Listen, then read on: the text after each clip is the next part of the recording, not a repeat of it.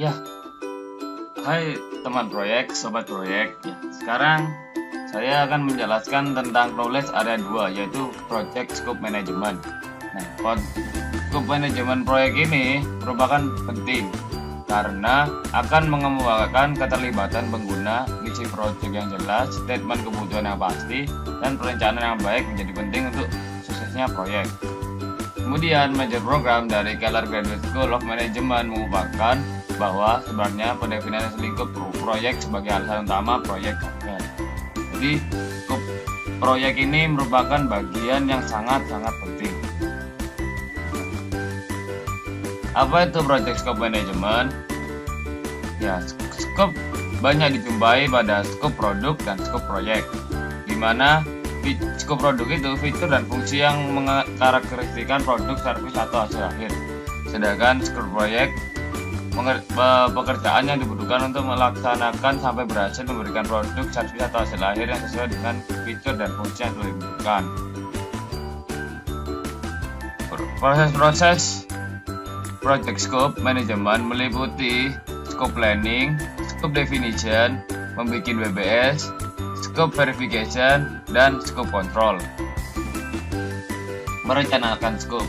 Tim project manajemen mencatat keputusan-keputusan manajemen tentang lingkup yang ada di Project Scope Management Plan. Project Scope Management Plan sebagai sarana untuk menjelaskan rencana bagaimana tim akan mendefinisikan lingkup proyek, mengembangkan secara detail sistem statement lingkup proyek, menentukan work window struktur, verifikasi lingkup proyek, dan mengendalikannya. Menentukan scope. Mempersiapkan pernyataan scope proyek yang detail merupakan hal yang kritikal bagi suksesnya proyek dan mendasarkan atas hasil utama yang diberikan. Asumsi dan batasan dicatat selama inisialisasi proyek dalam pernyataan awal scope proyek. Pernyataan scope proyek menggambarkan detail dari perolehan yang dihasilkan proyek dan kemudian kerja untuk menghasilkannya. Membuat work window struktur.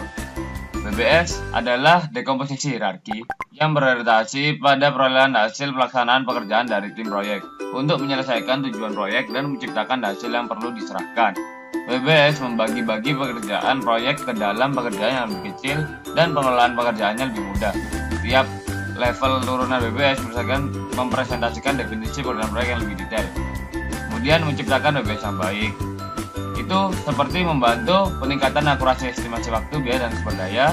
Yang kedua, mendefinisikan baseline acuan untuk ukuran kerja dan kontrol proyek. Dan ketiga, membantu kelancaran komunikasi. Seperti inilah contoh WBS.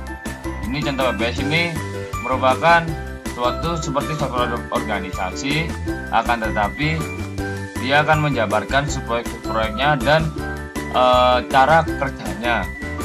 Jadi proyek apa aja, terus cara kerjanya seperti apa aja gitu. Kemudian memverifikasi scope, mencakup proses untuk mendapatkan formal acceptance dari stakeholder atas lingkup proyek yang telah diselesaikan dan yang diberikan dengan perolehnya. Memverifikasi scope berbeda dengan mengendalikan quality control. Memverifikasi scope lebih memperhatikan penerimaan dari yang dihasilkan, sedangkan quality control lebih mementingkan penemuan spesifikasi kebutuhan kualitas dari yang dihasilkan. Catatan proses memverifikasi scope diberikan secara lengkap untuk mendapatkan persetujuan. Mengendalikan scope. Pengendalian scope proyek berurusan dengan faktor-faktor yang dipengaruhi oleh pembuatan perubahan scope proyek dan pengaturan terhadap pengaruh dari perubahan scope. Pengendalian scope memastikan semua permintaan perubahan, request change, dan tindakan perbaikan yang dilakukan telah diproses melalui proses pengendalian proses perubahan proyek yang terpadu. Ya.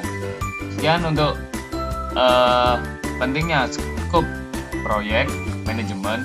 Jadi jangan nyerah sampai situ aja ya, tetap belajar tentang proyek. Oke, dadah sobat proyek.